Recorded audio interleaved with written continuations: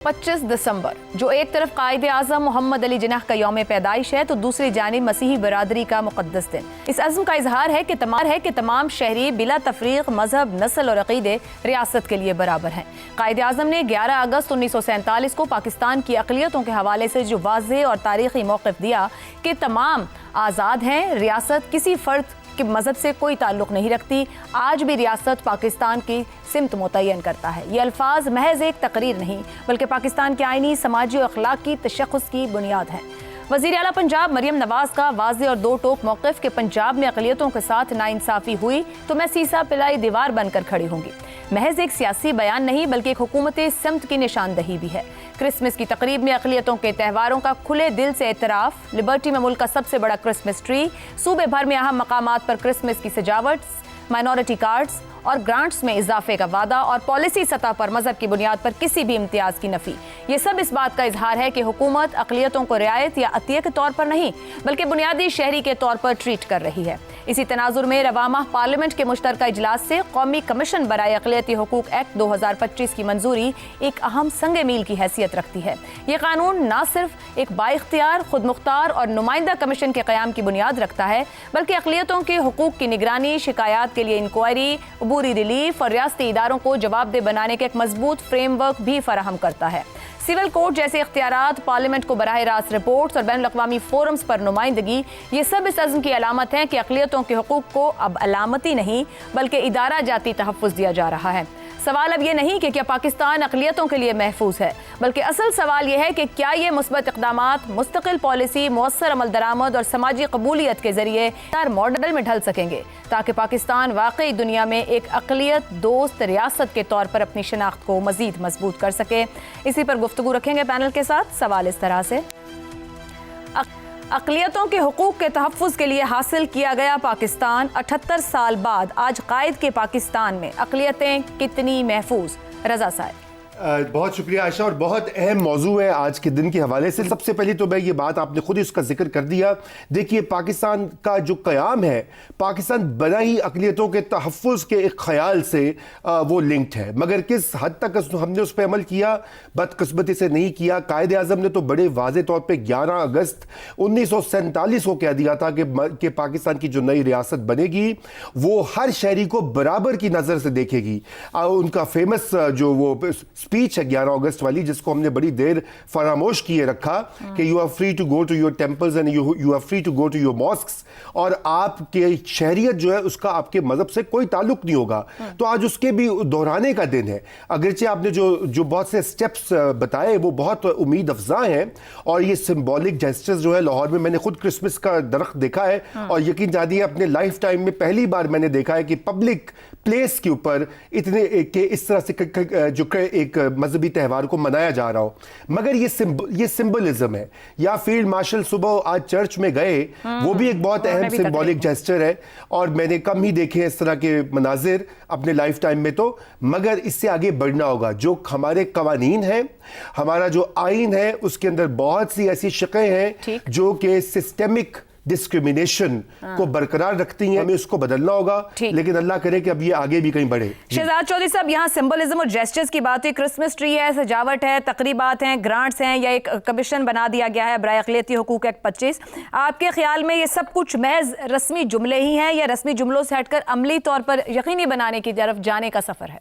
नहीं, बिल्कुल रस्मी जुमले नहीं है। मैं समझता हूँ कि पाकिस्तान ने इसमें अभी बहुत कुछ करना है, बहुत कुछ करना चाहिए, लेकिन जो पाकिस्तान अब तक अपने तय कर चुका है वो बहुत से मुल्कों से, बहुत से माशरों से बहुत बेहतर है।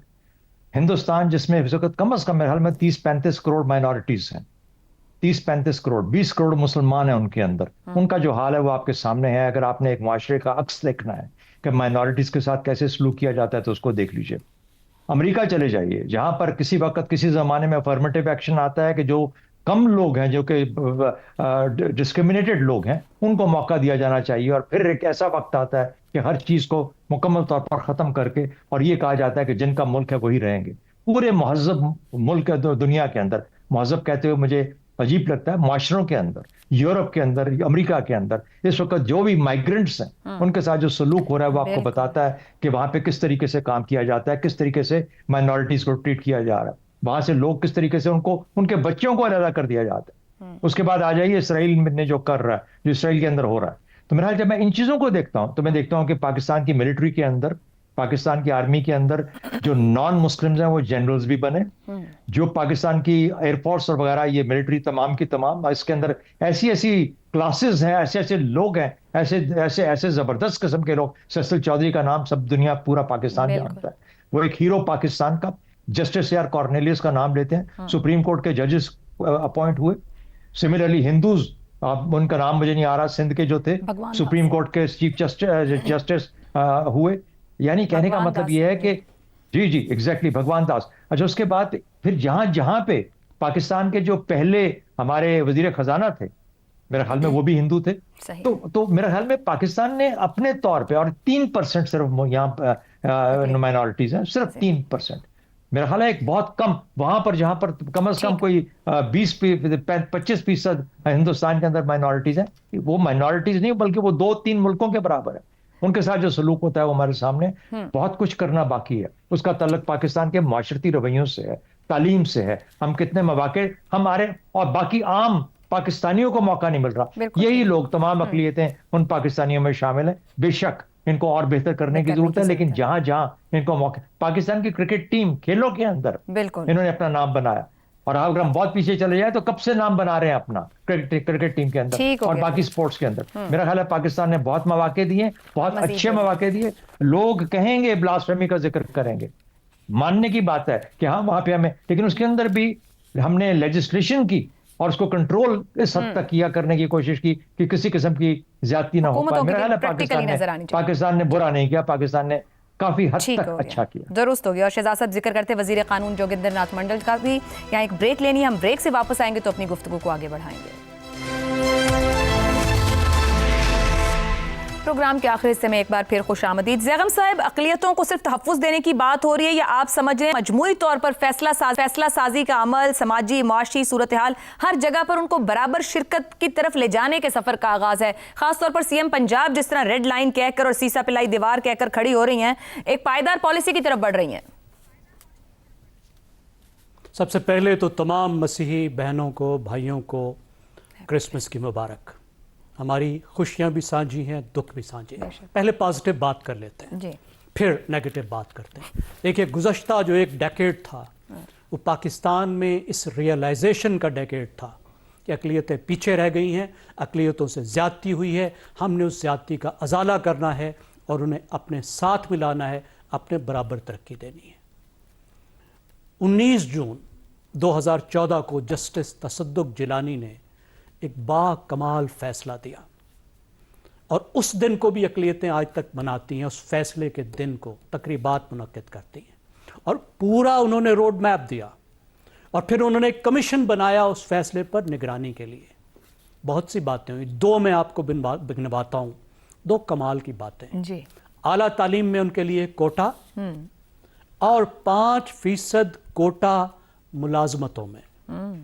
اب اس میں 2 صوبوں نے، خاص طور پہ پنجاب نے تو کمال کیا. اس میں یہ کیا پنجاب نے، اور یہ پچھلی 2-3 حکومتیں، خاص طور پہ شہباز شریف کی جو حکومت ہے اس سے لے کر، لیکن بعد میں بھی، کہ جو اقلیتوں کا کوٹا ہے اگر خالی رہے گا تو خالی رہے گا، اگر اس میں کوئی آئے گا تو صرف اقلیت کا آئے گا. یقینی بنایا گیا. اس طرح تعلیم میں، اسی طرح تعلیم میں اسکالرشپ. سندھ میں تو اس لحاظ سے زیادہ اچھی صورتحال ہے کہ سندھ میں جو وہاں کی اقلیت ہے، جو وہاں کے ہندو ہمارے بہن بھائی ہیں، اس وقت بہت شاندار ترقی کر رہے ہیں، بہت اچھے عہدے پر ہیں. مسیحی پنجاب میں زیادہ پیچھے، اس کی بہت ساری وجوہات. پھر جو کمیشن بنایا گیا، دیکھیے شعیب سڈل نے جس طریقے سے کام کیا، جس لگن سے کام کیا، آپ کسی اقلیتی فرد سے پوچھئے، وہ اقلیتوں کے ہیرو بن چکے. درست ہو گیا. یہ بات ہے. اور اس تمام عمل میں کسی مذہبی جماعت نے مخالفت نہیں کی. کسی مذہبی جماعت یہ نہیں کہا کہ تم کوٹا کیوں دے رہے ہو. کوٹوں پر ہمارے جیسے ملکوں میں کتنے جھگڑے ہو جاتے ہیں. آپ کو پتا ہے بنگلہ دیش میں پروٹیسٹ کی بڑی ریزن کوٹا تھی.